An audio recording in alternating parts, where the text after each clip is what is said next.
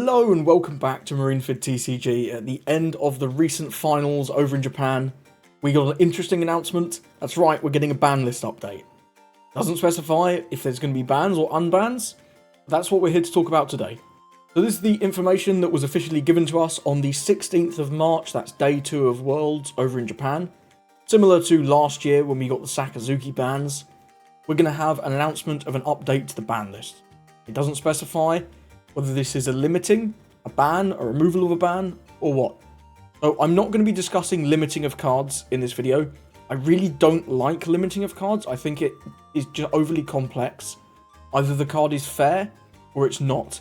I think limiting something like a Moria, or a 4-cost Law to 2 copies, just creates even more frustration in those situations where your opponent high rolls and draws all of them. I really don't like effects like that in trading card games in general, and I don't think we need anything like that anyway. So I'm not going to cuck you. What's my opinion? I don't think anything needs to be banned. I think we should look at potentially a couple of unbans, which we're going to cover at the end of the video. But I am going to talk about bans because I know that's what you're here for, and there are some interesting arguments to ban certain cards. And I feel like if it was just unbans, then perhaps we wouldn't even get a major announcement like this. I'm not sure. So the main man on everyone's radar is Doflamingo. It's been the best deck, arguably in 8.5, although you could say that was BY Luffy. In set 9 it was the best deck, set 10 it was the best deck, and in EBO2 it's too early to say, but it looks to be at least a very powerful deck in EBO2. So here are some example events. Shout out to Eggman Events for all these graphics. 8.5 we had the Utrecht finals. Doflamingo was the second most played deck, the most played being BY. That's among the top competitors, of course. But he did manage to win. 24 Doflamingos in the top 128. I think it's a fairly healthy balance. It's clearly a very powerful deck, but it's not overpowering the meta. And it did in this format have some pretty tough matchups into things like Lucci, which was slightly losing, and BY, which was quite majorly losing against very good BY players. We also had in 09, we had the Florida finals. And this is when Doffy sort of started taking off even more. It's bad matchups like Lucci potentially and BY got bad matchups of their own in decks like Teach, and even Purple Luffy can be quite difficult for those decks to deal with, especially BY. So that enabled Doflamingo to flourish even more in this meta, rise to being undisputedly the top deck, and you can see in the top 32 there were 11 Doflamingos. BY was able to take this down, of course, but it still shows that Doflamingo was the best deck. It just didn't win on the day. And that happens all the time. As we saw in the last one, I would say BY was the best deck for this event, but Doflamingo won on the day. Then we had, this is the most recent OP10 Japan Wave 2 finals. Not the one that happened this weekend, that's EBO2, but back in OP10. And the top 32 was 12 Doflamingos. So again, pretty similar to this, very high, clearly the best deck. These other decks for reference, there are 7 Teach, 3 Shanks, 3 Kid, 2 Purple Luffy, 2 Lucci, 1 Usopp, 1 Black Yellow Luffy, and 1 Enel. And again, BY was able to take it down in a field filled with Doflamingos. If you just dodge Teach, or win your 1 or 2 Teach matchups, which is winnable, BY is still a very strong choice.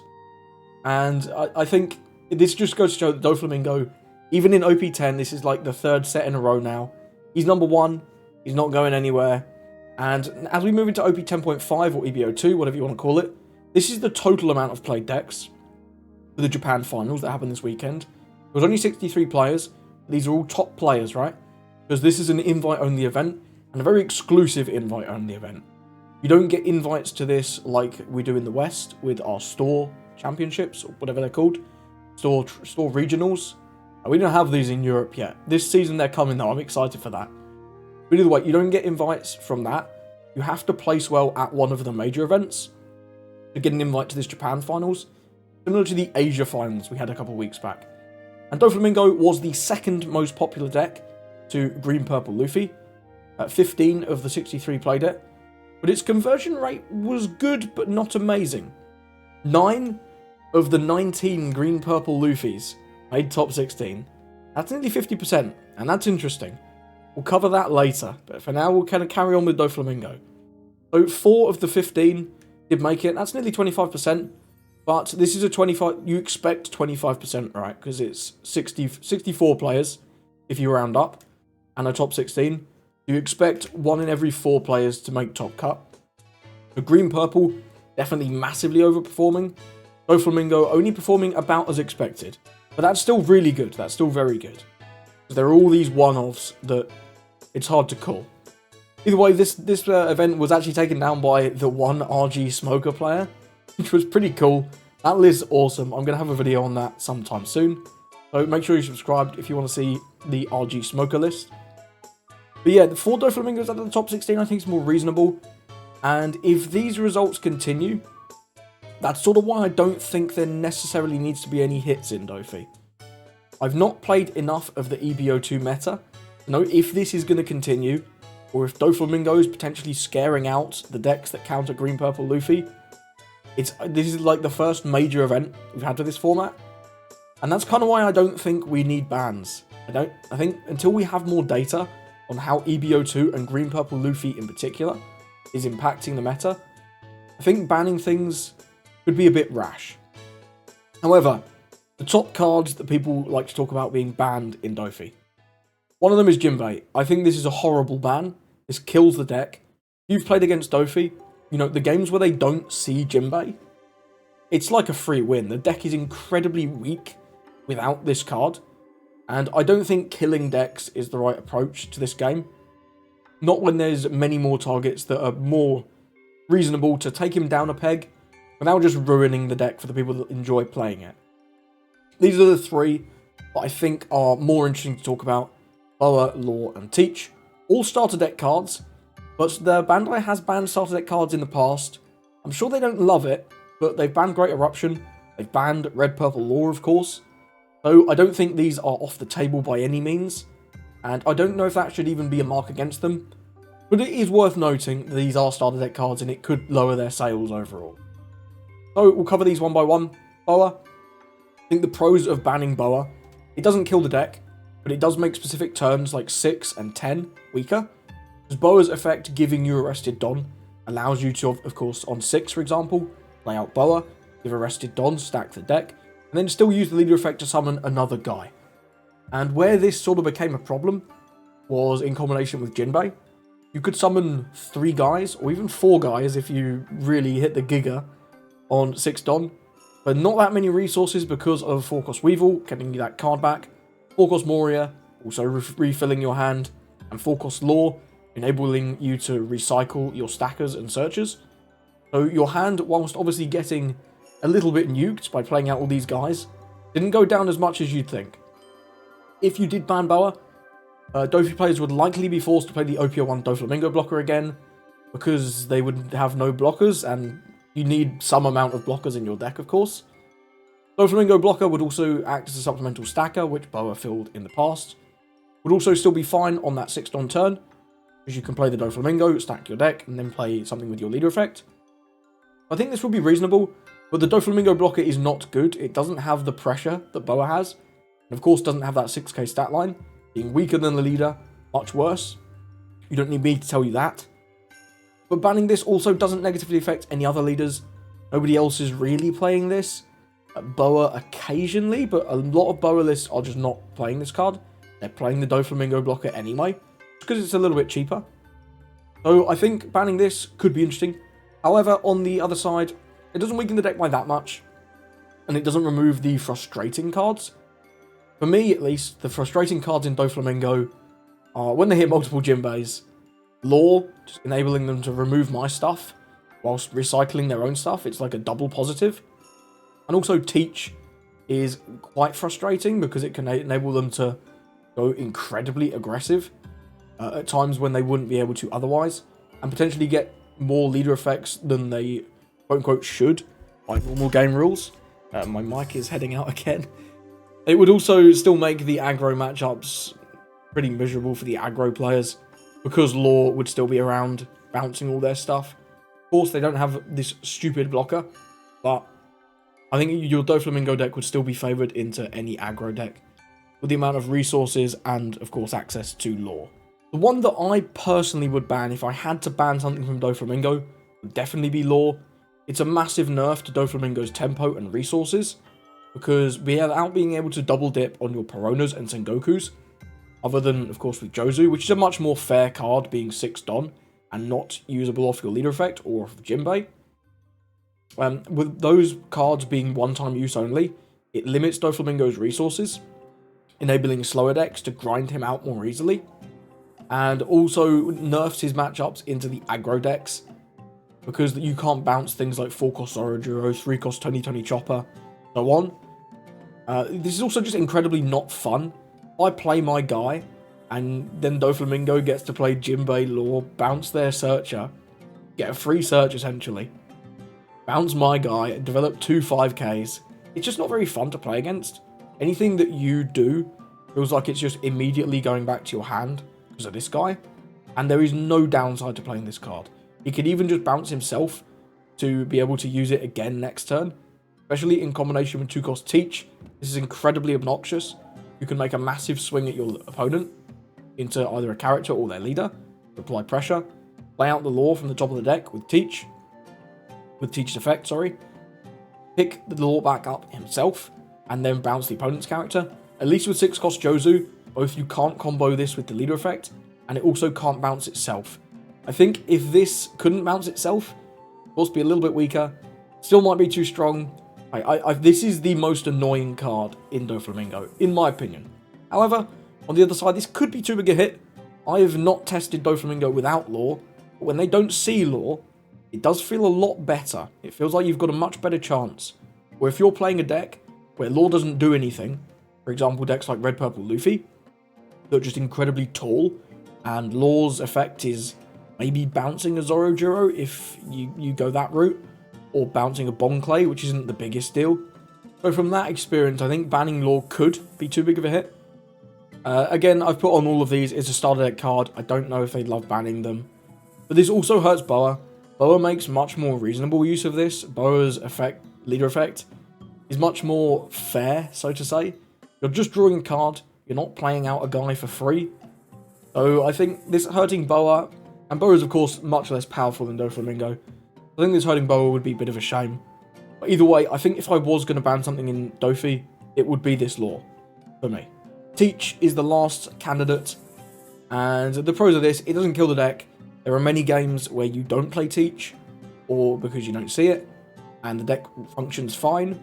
Or even there are games where the Teach is not correct, into games where you particularly need all your resources and aggro is less valuable. Playing Teach can be a net negative. This does, however, lower the high roll of the deck. The aggression you get when you play multiple Teachers and multiple Jinbeis is just unbeatable for some decks. Not having access to this also reduces the consistency of Doflamingo a bit more. He needs to see his stackers at this point, things like the 1-cost Perona, 1-cost Buggy, and 4-cost Boa, without Teach to reliably put exactly what you need on top of your deck, the usual leader effect. It also massively weakens his aggro potential. If you're having to play extra stackers, then you've got less Don, and this doesn't let you abuse your rested Don, very little cost, so Doflamingo would certainly be less aggressive. This also doesn't negatively affect any other leaders. Nobody else is playing this. Boa's definitely not playing this. So I think this is a reasonable ban, and I could see this being the one they go for. But again, I'm not sure it alleviates the frustration, and some of the things the 2 things they tend to ban on is either power or frustration. And I think banning Teach certainly reduces the power of Doflamingo. I'm not sure it affects the frustration, whereas banning Law sort of hits both. There's also, of course, a starter deck. That goes without saying. With all that said, what do I want banned from Doflamingo? Absolutely nothing. I think the deck is fine. I think in EBO 2, from the one tournament we've had, not looking to be the best deck anymore. And in fact, Green-Purple Luffy can even be quite a difficult matchup for Doffy. Doffy generally struggles into leaders that increase their power, such as BY or Red-Purple. So I think Green-Purple being a 6k leader constantly is going to limit how aggressively Doffy can play, because it needs to donate those Dons to its characters in order to be able to attack into the leader to begin with. Now, I said we'd talk about this. Green-Purple Luffy was 9 of the top 16. That's RP Law or Sakazuki type numbers. Of course, this is the first event, and I don't think any conclusions should be drawn Indeed, red-green Smoker was able to win, taking out a lot of green-purple Luffys on its way to the finals.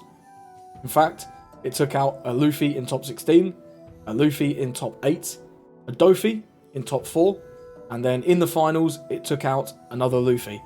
So clearly this deck has a very good match, or at least a reasonable matchup into Luffy. I think a lot of that comes down to 8-cost Kid being generally quite good into them because their characters aren't that big. They can choose to play Gamma Knife, which sort of counteracts the Kid a little bit, but it's not just quite as simple as that. Of course, you have many blockers in Smoker to get around the Gamma Knife turn. But yeah, I don't think there's too much to draw from this immediately, but it can be fun to discuss. Would they ban something from their brand new leader? I'm not sure they would. This is the list. It's pretty cool. Under Bagua is a pretty cool one. I've not seen this. Again, shout out to Eggman for this list. For this graphic anyway. Very simple list. You've got Chopper for Don Regeneration. This Brook and the Thunder Bagua are the two that I've not seen in this deck before. They kind of make sense. Thunder Bagua gets you out of an attack and helps with your Don Regeneration. And Brook is a guy that can help you fight for board whilst not losing you any Don on that turn that you play him. And of course, he can proc Sanji and Pudding if you don't want to use your leader effect for whatever reason. Other than that, you've got the general stuff. You've got the Sanji Pudding, the Zorojuro, the Luffy, lots of blockers, lots of searchers, lots of bricks in general. 8 2Ks and 28 0Ks is interesting. Of course, you have 4 Gum Gum Giants for extra counter and 4 Thunder Baguas. So it's not that bad. But still, an interesting list. What would you ban? I think there's 2 cards you could look at. Sanji Pudding and Going Merry. Now, you might think I'm insane for suggesting this stage. Well, look at the past. How many stages have we seen banned? We've already seen both the boat from Whitebeard and Ennie's Lobby get banned for being uninteractive stages that just give you a lot of value. And I think Going Merry doesn't quite fit that theme. He's definitely not anywhere near as powerful as those other 2. But this just makes it very hard to interact with things like Sanji and Pudding especially on curve. You're playing a colour like yellow, or really anything that's not black. And Green Purple Luffy goes first and drops Sanji Pudding on 5, and Going Merry's it up to 7 cost. There's very little you can do to interact with that. You can Raigo at the cost of all of your life, and realistically you're only playing that in Enel or maybe Kalgara. And certainly Enel is struggling into this anyway, because of the 6 cost Rush Luffy. You're playing blue, you can Red Rock the Pudding, but using 6 Don on a Red Rock to get rid of a 5 cost that's already got them value, and doing nothing else, was pretty bad. So I'm not sure that's the answer. That's just the thing. If this is a 5 cost, you can then play things like 6 cost Jozu, 5 cost Egghead Nami to remove this. Maybe even Godatsu if you've given them an extra life with Kuzan. But with the Going Merry effect on it, it's just nearly impossible to efficiently remove on curve unless you're playing black, and even then you need to see Ice Age. Because Tempest Kick is not live on your 6 Don turn, and in Smoker, can't Hina Toshigi this yet. Maybe you can Hina Kobe, but that's a 3-card combo. You basically need Ice Age to remove this at all. And even then, if they just drop another one, they get to draw a card on the next one. It's tough. It's tough. Not only does the Going Merry give your opponent way less chance to interact with your cards, specifically on curve, and Green Purple Luffy, make no mistake, is a deck that snowballs. You play 1 Sanji Pudding, then you can play another, then you get 4 free Don that you can use to play something like Zorojuro, and suddenly your board is incredibly threatening, to the point where even if your opponent can remove one of your Sanji and Puddings, they probably can't remove 2. One of them is going to get increased by the Going Merry, and even removing something like Sanji Pudding plus Zorojuro on 8 is very hard for the vast majority of decks, outside of like a high-rolling Lucci deck maybe. And removing Sanji Pudding by battle is also not easy. A lot of the red stuff caps out at removing a 6k, and using something like a Gordon to just attack into this, not terribly efficient. But that's why I could see the Going Merry getting banned. The reduction of interaction with Green Purple Luffy stuff, in addition to the fact that this is just 1 Don draw a card, and cycles itself out, which is great, and is a stage which is very hard to interact with for the vast majority of decks, unless you're playing cards like Wiper or Braham in yellow, there's no interaction with these stages. So for those reasons, I could see Going Merry getting banned. I don't think they'd ban Sanjin Pudding. That would seem a little crazy. And without this card is way less powerful. Still very good, but interactable at the least. 2 more cards I've seen people talking about. People always love to rag on 8-cost Moria. I don't think this ever needed a ban, and if this did need a ban, it's certainly not now. Either BY or Lucci are dominating tournaments. They can still top and even win, but they're not dominating like they used to.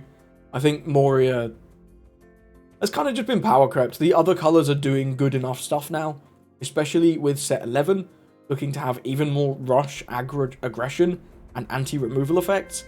I think Moria's not needed. Also, Jesus, I don't know why people are talking about this. I understand a lot of people don't enjoy playing against Teach, and potentially, if some things did get unbanned, Teach could become even stronger. However, I don't think Jesus is the hit. But without this, the deck has like no aggression.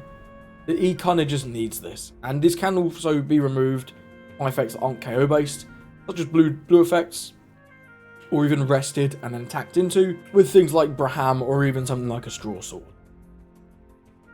One interesting one I do want to mention is Nojiko. And I've played a bit of Nami. This card is very powerful.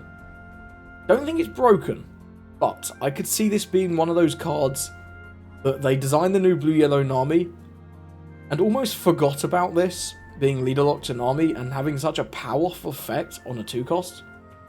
Being able to bounce this, as well with cards like Slave Arrow and Jozu, lets you get even more value out of your Nojiko. It's not a one and done, similar to 4-cost Law in Doffy, but this hitting a 5 lets you hit even more things, but literally like no cost. Indeed, on 8, you can play Nojiko bounce a 5, then Jozu bounce Nojiko, bounce a 6, and you've bounced a 5 and a 6, developed a 6-7, for the cost of 1 card, because this Nojiko is still in your hand. I'm not going to say they are going to ban this one, and I don't necessarily even think they should. Again, OP11 is not even out yet. But it could happen. I'm just putting this here to say I pointed this out if it does. So, Unbans. I think where this is going to be more interesting this time is Unbans.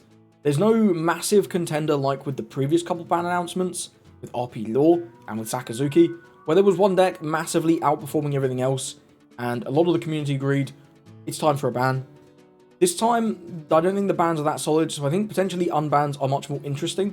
And I think some of these cards could impact the meta and change things up a bit these days without being broken. So we're going to cover each one, starting from the card that I think is the least likely to be unbanned, and ending on the card that I think is the most likely to be unbanned. So the card that I think is the least likely to be unbanned is Reject. This is a horrible card. I don't know why they designed this. There is absolutely no counterplay to your opponent just having a card that says deal damage. It's also just very low cost. Taking 1 life to your hand is nothing. You compare this to things like 5-cost Sabo that kills a guy and then you trash a life. You get the life and dealing a damage is so much better than KOing a 5. But don't worry, this card can also KO a 5. And it's also not a brick out of life because it has Trigger Draw a card. This effect of KOing a 5 has also been printed on a couple other events lately. The Damned Punk out of set 10. And also the, was it Gum Gum Fire Pistol? Gum Gum Firehawk? Whatever. Out of OP11.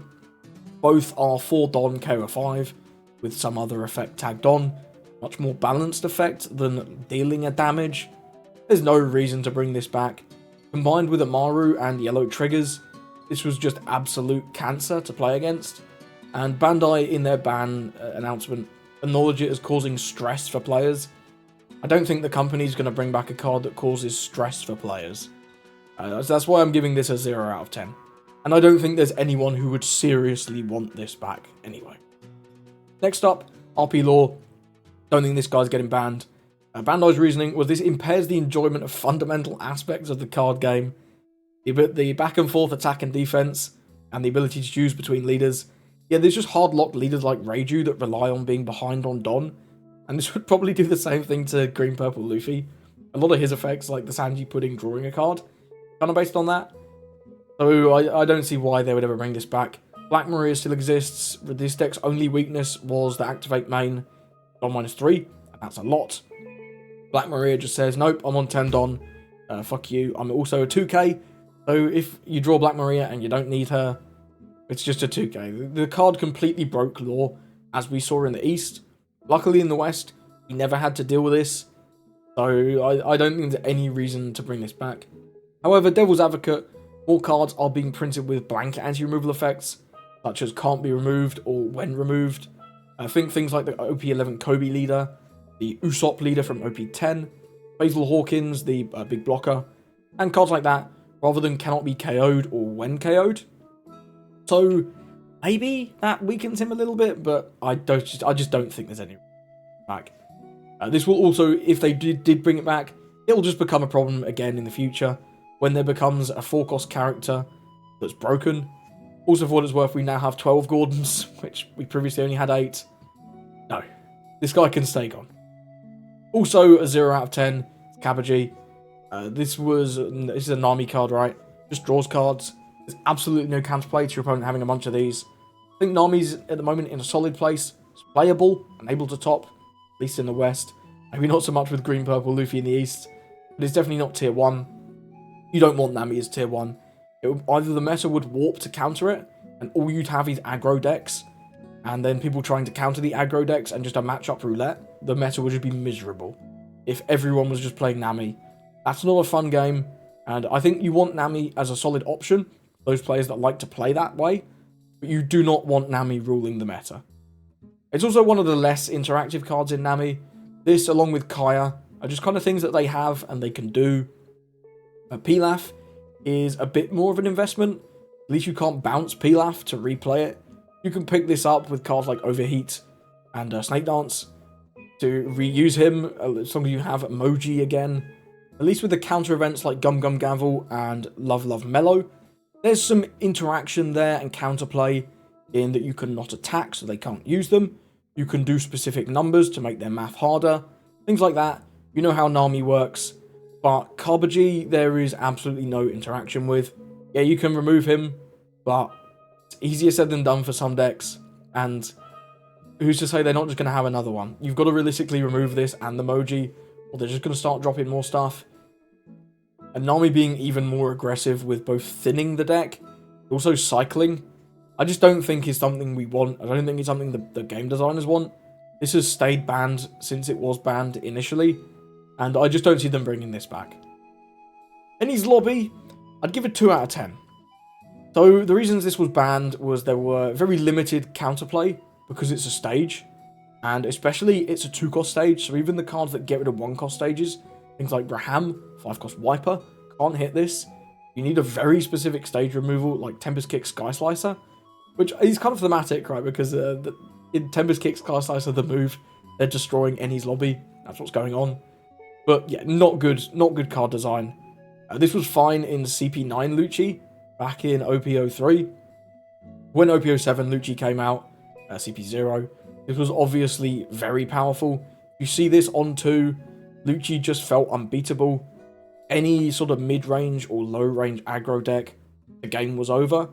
Even decks like Doflamingo, with just Enies Lobby and your leader effect, you were immediately removing a 4. With anything like Brook or Lucci, which is just not great. Lucci's also still seeing success without this. He has kind of fell off a little bit, certainly in EBO2, from the first results we've had. But Lucci doesn't need this to succeed, we've seen that. And I'm not sure bringing this back makes the meta healthier. However, increased power of removal could be a way to counter the Doffy and Green Purple Luffy meta we saw this weekend. If Bandai really wants to slow down the game, take away some of the aggro, bringing this back would do that.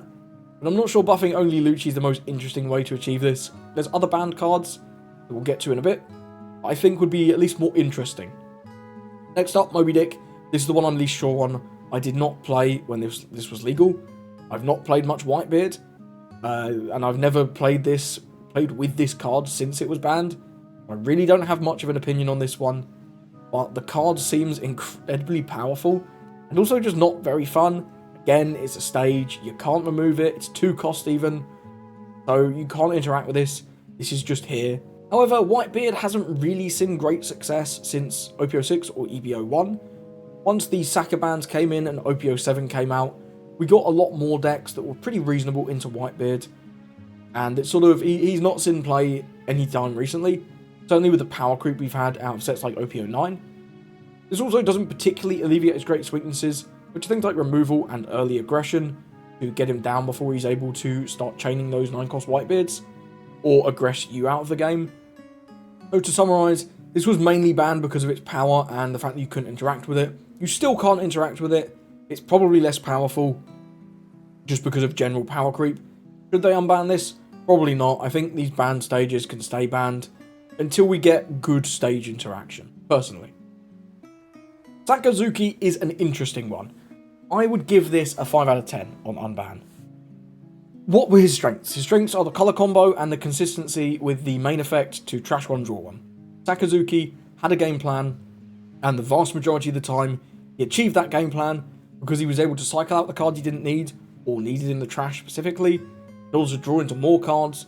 He could potentially combo to remove your opponent's stuff. Also, the blue and the black just combo very nicely together, black reducing the cost, and then blue using powerful events like Hound Blaze and Amano Murakumo's sword to remove your opponent's characters without proccing on KO effects and bypassing KO immune effects, such as Borsalino. This also stopped other decks resummoning things from their trash, with cards like Rebecca, or decks like Gecko Moria that relied on having key targets in their trash. Whilst Gecko Moria was one of Sakazuki's tougher matchups, if you could get rid of all their Absaloms, they were in a tough spot. They needed to see multiple Absaloms in this matchup, and that's what kept Sakazuki in the game against Moria, who had way more resources and much more aggression, whilst also having that removal to combat Sakazuki's own. Power has crept a lot though. Since Sakazuki was banned back in OP06, EV01, OP07, depending on where you are in the world, we've got a lot stronger cards. Decks like Teach have come out, which would curtail a lot of Sakazuki's on-plays.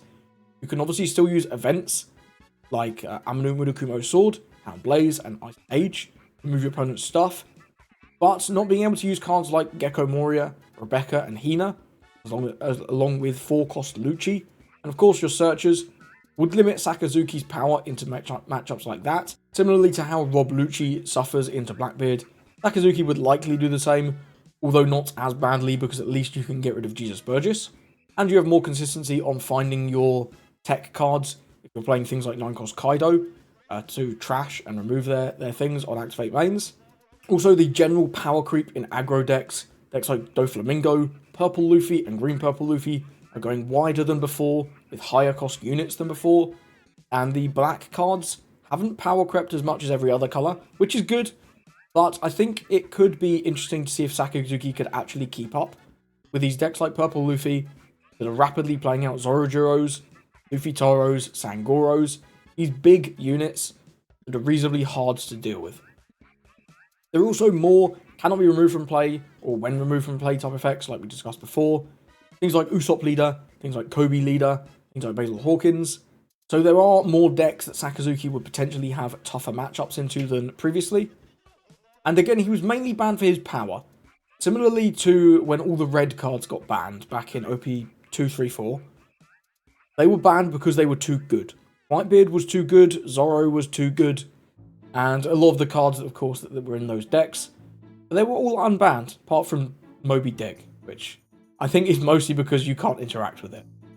All those red cards did eventually get unbanned, and I don't think Sakazuki is particularly unfun, at least not more unfun than decks like Lucci, and indeed having 4 life can make him struggle sometimes into some of the aggro matchups. So I could see this being a card they'll unban. I've given it a 5 out of 10, I could see it going either way, but I would be interested to try testing this in the sort of OP9, OP10 metas, or even EBO2, to see if he can still keep up. Great Eruption, I think, is the most likely card to get unbanned. I've given it a 6 out of 10. I'm still not confident this will get unbanned. If they do decide to ban things, I think there's no necessary reason they need to also unban. However, this will be a massive buff to underperforming black leaders like Smoker, Moria, Garp, and Stardeck 14 Luffy. And of course, other decks can use this. Obi would likely use this. Black is still powerful, but has started to fall off a little bit recently outside of Teach. Of course, Lucci's still performing, and Smoker still pops up here and there, but compared to when Great Eruption was banned, and the meta was like Sakazuki, Gecko Moria, and then we had Rob Lucci on the horizon, black was undeniably the best colour in the game, and I don't think that's true anymore. I think there isn't a specific best colour right now. I think a lot of them just sort of have good decks. Doflamingo, probably the best deck, at least up to OP10. But I don't think that means blue is the most powerful, because the rest of the blue leaders kind of suck. It's a much more diverse format than it was when Great Eruption was banned. This would also make dealing with green-purple Luffy's artificially inflated units easier. Having access to more reliable cost reduction in the early game compared to things like Tempest Kick could make dealing with that a little easier, which will be quite nice, especially if green-purple Luffy's results do continue to be at the same sort of level as we're seeing right now. However, this could be a major buff to Teach. So some Teach lists are choosing to play Tempest Kick anyway, but this is just more reliable Tempest Kick, and I'm not sure the 3 versus the 2 is the biggest deal. This reliable early game reduction will be very powerful in combination with cards like Black Hole and Finger Gun to remove 6 and 7 cost units, or even 5 cost units with the Black Hole, without losing card advantage. Because a Great Eruption, of course, draws a card. Trigger's also quite annoying. Do we want to buff Teach? I'm not sure. Teach is not everyone's favourite deck, and he's been performing very well in set 10. Early EBO2 results look to suggest that if decks like green-purple Luffy are going to continue to be very powerful, that's going to be tough for Teach to exist, because he has a naturally bad matchup into those because of the 6 cost Secret Luffy that actively takes down his units, and the cost increase from the Going Merry stage. And also, set 11 looks to have a good amount of cards that are going to counter Teach. 8 cost Luffy in particular, being able to attack it immediately whilst using his when attacking, bounce Jesus Burgess, seems very impactful. And Kobe being able to deny the removal of all of his characters from Teach's effects. Seems like Teach might struggle into that matchup too. So I think that would be, this could be interesting, whether or not Teach needs the buff, and whether the buff is healthy or unhealthy for the meta, I'm not sure. That would remain to be seen. But I'm not sure this will be any kind of doomsday scenario where Teach is becoming tier 0, like some people might think. The impact on Lucci could also be very powerful. Lucci's already a good deck. Having access to even more reduction that doesn't cost a card would be interesting. But you've got to find the room, right? Lucci is already pretty tight on room. There are techs he wants to play for his bad matchups, like BY and things like Teach. You want to play copies of things like 9 cost Kaido. And if you're playing Great Eruption, what are we cutting? Are we just cutting Tempest Kick for Great Eruption?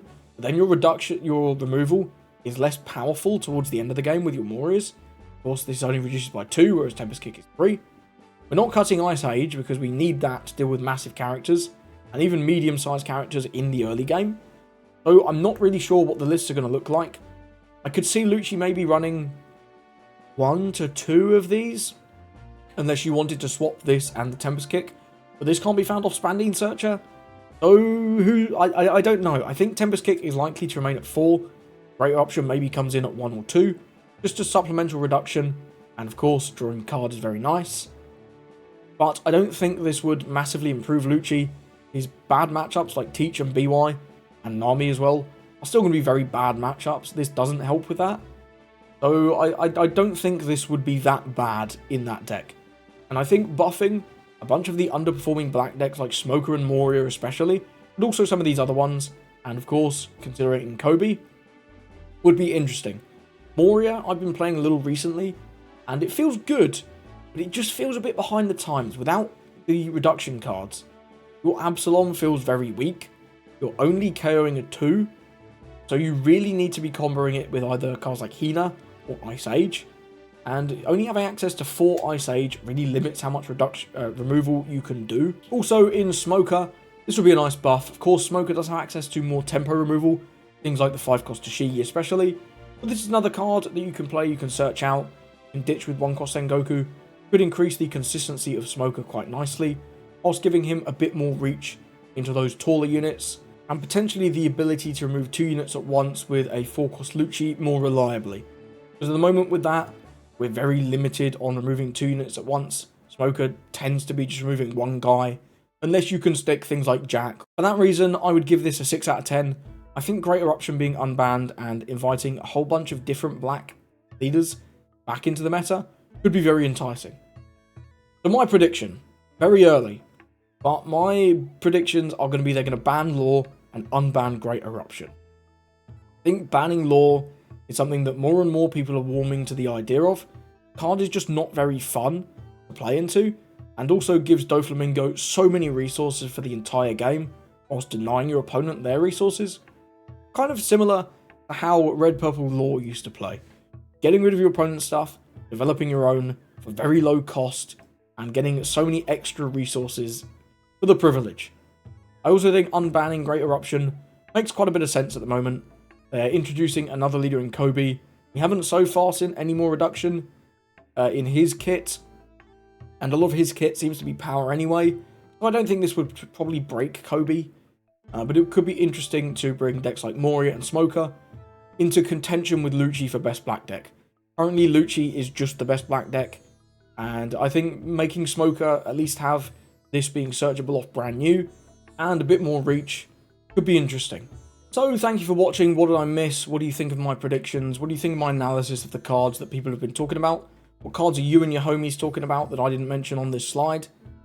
Let me know what you think to all that and more in the comments below. If you enjoyed this video, please don't forget to like and subscribe for more One Piece content in your feed every day. Thank you for watching, and I hope you have a lovely rest of your day. And one more time, my personal opinion, I don't think anything needs to be banned. My prediction is just what I think Bandai will do.